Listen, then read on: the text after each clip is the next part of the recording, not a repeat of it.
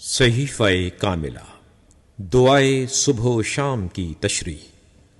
اس دعا کا سرنامہ دعائے صبح و شام ہے،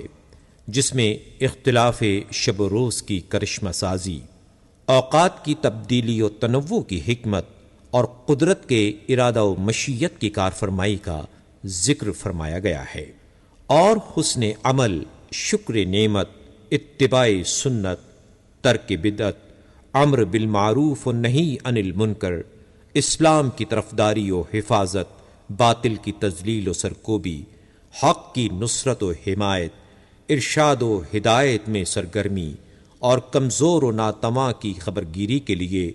توفیق الہی کے شامل ہونے کی دعا فرمائی ہے، تاکہ دعا کے اثرات عملی استحکام کا پیش خیمہ ثابت ہوں اور زندگی کے لمحات مقصد حیات کی تکمیل میں صرف ہوں۔ یہ اوقات کا تبدل، طلوع و غروب کا تسلسل اور شام کے بعد سپیدہ سحر نمود کار فرمائے فطرت کی وہ حسین کار فرمائی ہے جو نگاہوں کے لیے حظ و کیف اور قلب و روح کے لیے سرور و نشاط کا سامان ہونے کے علاوہ بے شمار مسائل و فوائد کی بھی حاصل ہے۔ چنانچہ شب و روز کی تعین، مہینوں اور سالوں کا انضباط اور کاروبار، معیشت اور آرام و استراحت کے اوقات کی حد بندی اسی سے وابستہ ہے، اور پھر اس میں زندگی کی تسکین و راحت کا سامان بھی ہے، کیونکہ اگر وقت ہمیشہ ایک حالت پر رہتا اور لیل و نہار کے سیاہ و سفید ورق نگاہوں کے سامنے الٹے نہ جاتے تو طبیعتیں بے کیف،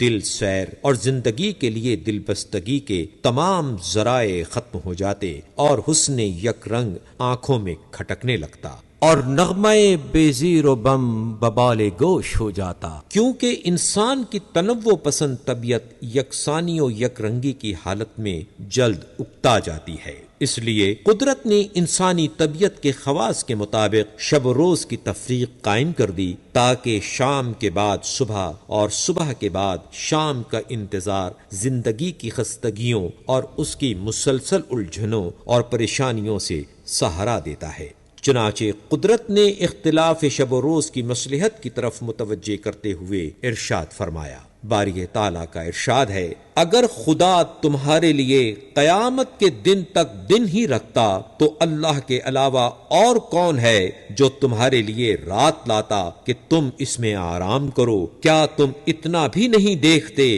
اور اس نے اپنی رحمت سے تمہارے لیے رات اور دن قرار دیے ہیں، تاکہ رات کو آرام کرو اور دن کو اس کا رزق تلاش کرو، تاکہ اس کے نتیجے میں تم شکر ادا کرو۔ اسی نظم اوقات کا نتیجہ ہے کہ جب صبح نمودار ہوتی ہے اور سورج کی تابناک کرنیں فضا میں پھیل کر کارگاہ ہستی کے گوشے گوشے کو جگمگا دیتی ہیں تو خاموش و پرسکون فضا میں گہما گہمی شروع ہو جاتی ہے۔ پرندے آشیانوں سے، حیوان بھٹیوں اور کھوؤں سے، کیڑے مکوڑے بلوں اور سوراخوں سے، اور انسان جھونپڑوں اور مکانوں سے نکل کھڑے ہوتے ہیں۔ حرکت و عمل کی دنیا آباد ہو جاتی ہے اور ہر صنف اپنے کار و کسب میں مصروف اور اپنے مشاغل میں سرگرم عمل نظر آنے لگتی ہے۔ پرندے فضا میں، حیوان زمین کے اوپر سے اور کیڑے مکوڑے زمین کے اندر سے اپنی روزی ڈھونڈنے لگتے ہیں، اور چیونٹیاں بھی اپنی مختصر جسامت کے باوجود سعی پہم و جہد مسلسل کا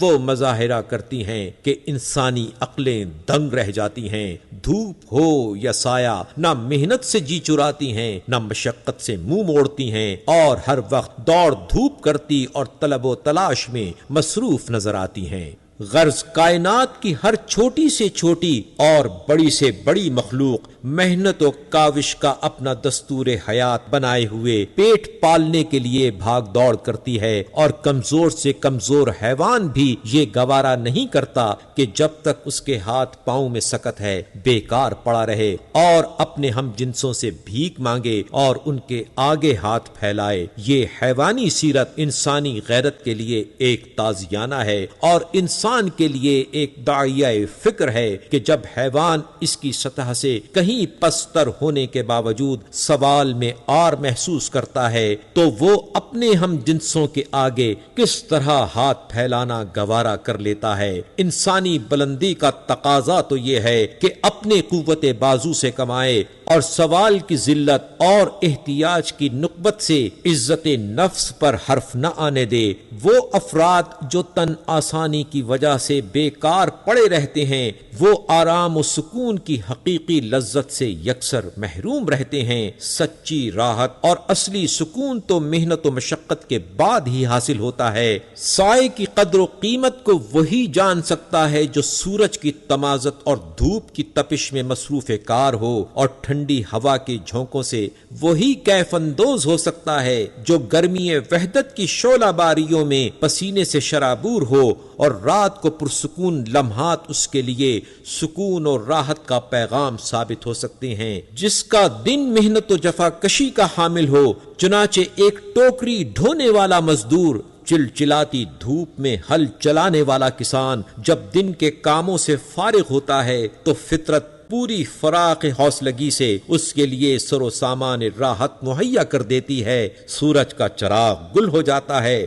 چاند کی ہلکی اور ٹھنڈی شعاؤں کا شامیانہ تن جاتا ہے، ستاروں کی قندیلیں جھوم کر مژدہ جنبانی کرتی ہیں، اور پتے ہوا کے جھونکوں سے ٹکرا کر فضا کے دامن کو خواب آور نغموں سے بھر دیتے ہیں، اور فرش زمین کے اوپر اور شامیانہ فلک کے نیچے سونے والا رات کی سیاہ چادر اوڑھ کر آرام سے سو جاتا ہے۔ کیا اس کے مقابلے میں وہ کاہل و آرام طلب جس کے ہاں نرم و گداز گدے، آرام دہ مسہریاں، ہوا میں لہریں پیدا کرنے والے بجلی کے پنکھے، اور آنکھوں کو خیرگی سے بچانے والے ہلکے سبز رنگ کے قمقمے اور دوسرے مصنوعی و خود ساختہ سامان آسائش مہیا ہوں، زیادہ پرسکون و پرکیف رات بسر کر سکتا ہے؟ بہرحال کارخانہ ہست و بود کی بوقلمانیاں اور فطرت کی متنوع رعنائیاں انسان کی حیات کی تسکین اور زندگی کی دلبستگی و آسائش کا مکمل سر و سامان لیے ہوئے ہیں، لیکن یہ عالم کے دل آویز نقوش اور راحت و آسائش کے سامان کس لیے ہیں؟ کیا اس لیے ہیں کہ انسان چند دن کھائے پیے گھومے پھرے اور پھر قبر میں جا سوئے؟ اگر ایسا ہو تو زندگی کا کوئی معال و مقصد ہی نہ رہتا، حالانکہ دنیا ایک کائنات کی ہر چیز کا ایک مقصد ہونا چاہیے، اور وہ مقصد صرف آخرت کی زندگی ہے، جس کی سعادتوں اور کامرانیوں کو حاصل کرنے کے لیے دنیا کو ایک ذریعہ اور امتحان گاہ قرار دیا گیا ہے۔ چنانچہ ارشاد الہی ہے، لیکن جو اس نے تمہیں دیا ہے اس میں تمہیں آزمانا چاہتا ہے، لہذا نیکیوں کی طرف بڑھنے میں ایک دوسرے سے سبقت لے جانے کی کوشش کرو۔ یہ آزمائش اسی صورت میں آزمائش رہ سکتی ہے جب ان نیکیوں پر عمل پیرا ہونے اور ان میں سبقت لے جانے میں انسانی اختیار کا عمل دخل ہو، اور اگر وہ ایمان و عمل صالح پر مجبور ہو تو آزمائش کے معنی ہی کیا، بلکہ ایسی صورت میں ہر ایک کو ایمان لانا پڑتا ہے اور اعمال بجا لانے پڑتے ہیں، کیونکہ قدرت اپنی بات کے منوانے میں مجبور و قاصر نہیں ہے۔ چنانچہ ارشاد باری تعالی ہے، اور اگر تمہارا پروردگار چاہتا تو زمین میں بسنے والے سب کے سب ایمان لے آتے۔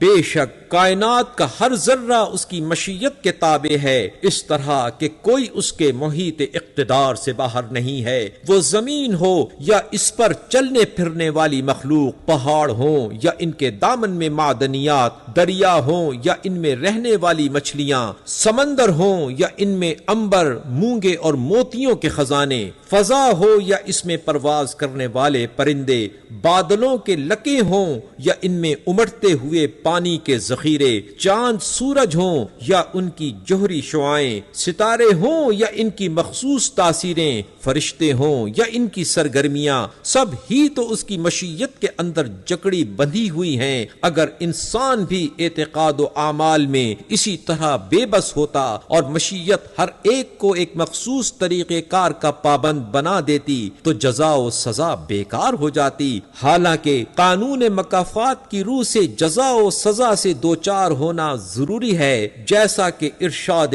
الہی ہے، اگر اس نے اچھا کام کیا تو اپنے فائدے کے لیے اور برا کام کیا تو اس کا وبال اس کے سر پڑ جائے گا۔ تو جب اپنے ہی اعمال سامنے آتے ہیں تو وہی اوقات و لمحات زندگی کا سرمایہ ہیں جن میں اعمال خیر کے ذریعے آخرت کا سرمایہ بہم پہنچا لیا گیا ہو، اور وہی شب و روز مبارک و مسعود ہیں جن میں اخروی ہلاکت و تباہی سے بچنے کا سامان کر لیا گیا ہو۔ یہ دن اور یہ راتیں ہمارے اچھے اور برے اعمال کی نگران ہیں۔ اگر ان کے سامنے ہماری نیکیاں آتی ہیں تو ان کی پیشانی کی گرہیں کھل جاتی ہیں اور ان کے چہرے پر مسکراہٹ پھیل جاتی ہے اور وہ ہم سے خوش خوش رخصت ہوتے ہیں، اور اگر برائیوں کو دیکھتے ہیں تو ان کی جبین پر شکنیں پڑ جاتی ہیں اور برائی کرتے ہوئے رخصت ہوتے ہیں۔ چنانچہ حضرت علی ابن ابی طالب علیہ السلام کا ارشاد ہے، انسان کی زندگی کا جو دن گزرتا ہے وہ زبان